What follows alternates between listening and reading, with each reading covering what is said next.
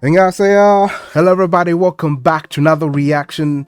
We are starting on a new journey. I didn't, this person was not even on my radar. But majority of the stuff that we do on Patreon is twice.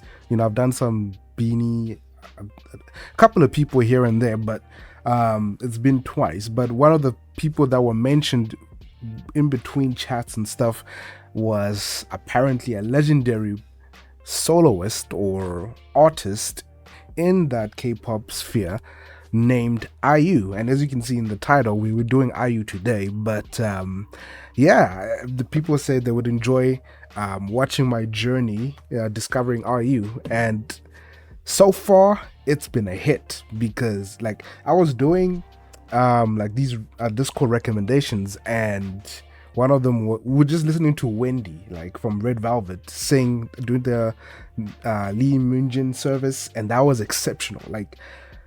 I felt like I kept saying in that reaction video that I was in K-pop premium. I don't know how I got there, but it just sounded fantastic. For me to put you amongst Mamamoo in terms of vocals, that was crazy, right? So that was Wendy, and then after that was IU, and I was like, IU, you better follow up in the right way.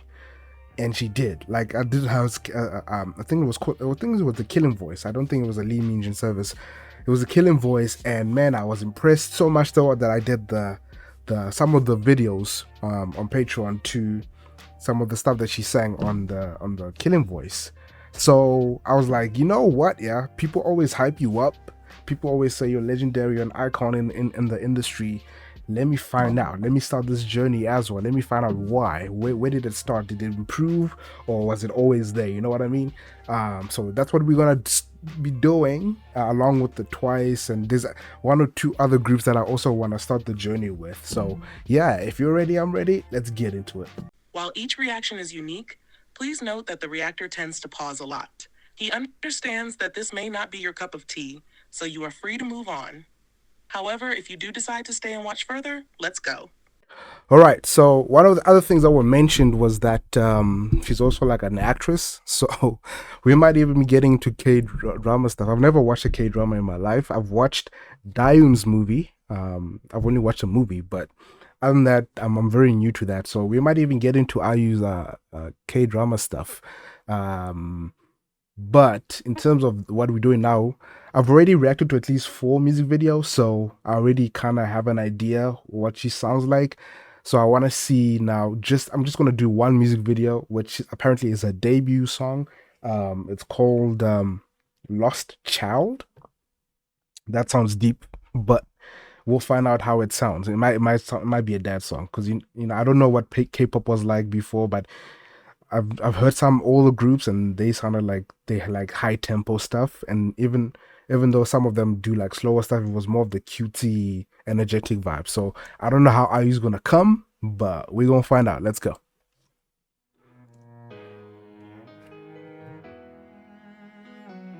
Yeah, you see, with that title, how is this your debut though? That's crazy. There's no CCs. Okay, I hope they don't block this then.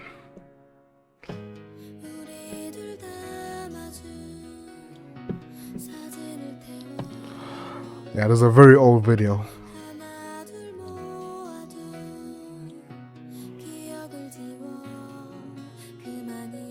I can hear the vibrato. I was very impressed.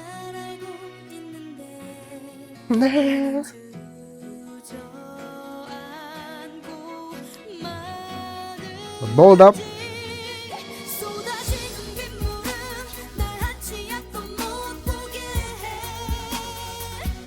Yeah, it sounds very old school. Yeah.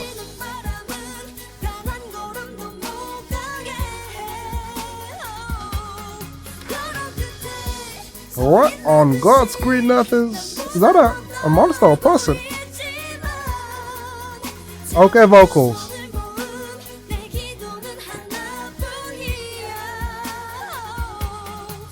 The flavor and it's almost like the voice is breaking, but it's not quite doing that.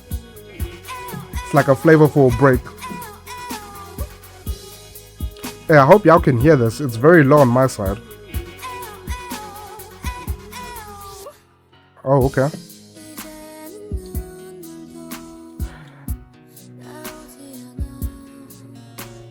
The quality of the video reminds me of a Big Bang song where they were at the hospital. G-Dragon was fighting somebody over some girl.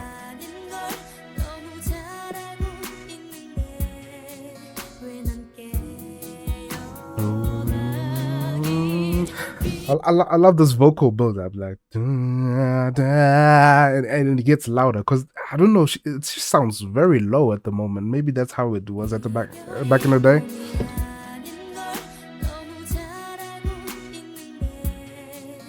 Yeah.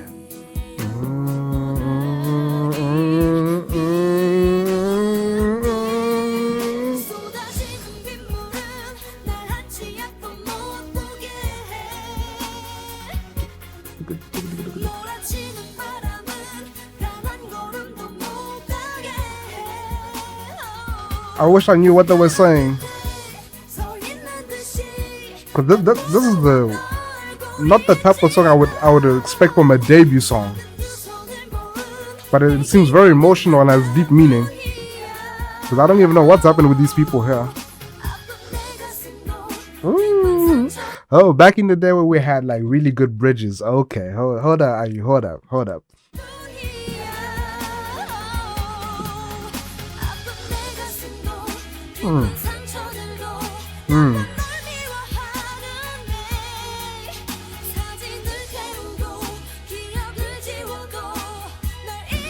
Singing in the Rain was one of, okay, taking me back.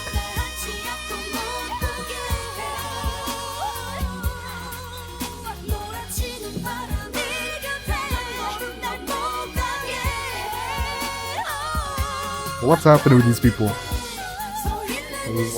Okay, are you? Relax.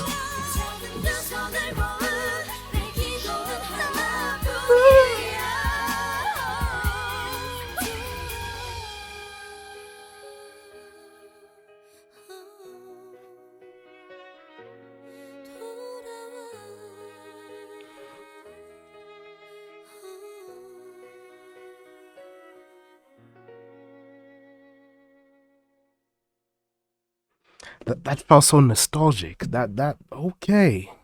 Yeah, it looks like she still had, like, her voice has always been there by the looks of things.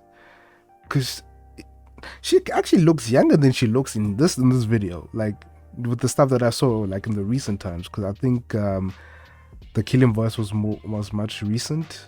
I don't know what year it was released, but I know one of her latest albums was out there. And then I watched one where she's on the platform 12, where she released a new album. The music video for that one, I watched that too. But she seemed younger than she looks here. But I love the little, like, you can tell already that she's a vocalist. Like the way she was singing, the little flavor I like it when the voice kind of sounds like it's breaking, but in a flavorful way. Sometimes you can tell that that was an error. But this one works when a song is emotional. I was reacting to, I think, Sun from 80s as well. He had this solo where he was like very emotional, and his voice broke at some point, but it add flavor instead of like make you go you know what I mean? Because the song is emotional, and so that's like an emotional flavor to the vocal. The bridge, when the bridge came in, oh my goodness, it just reminded me of the old days. And you know, in the old days, especially like when you listen to R&B and stuff that I was listening to, the people like singing in the rain, especially with emotional songs. Just took me back. The color grading also looks very old. I can't remember what the song is. I think it's called Hare Hare. No, but that's Twice. Haru, something like that. The Big Bang song. It looked like this. So I guess that's how music videos kind of looked in Korea at the time. But what I'm really impressed with is the vocals have always been there.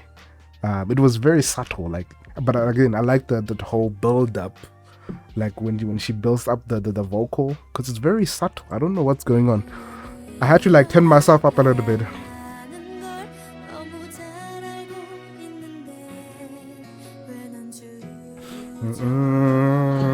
And she gets louder a little bit.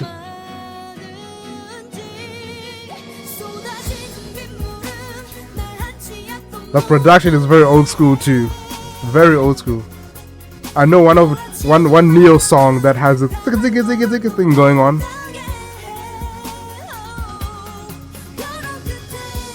One thing I didn't understand is the music video, and I think it's because I'm missing the lyrics, because there's probably a concept going on here.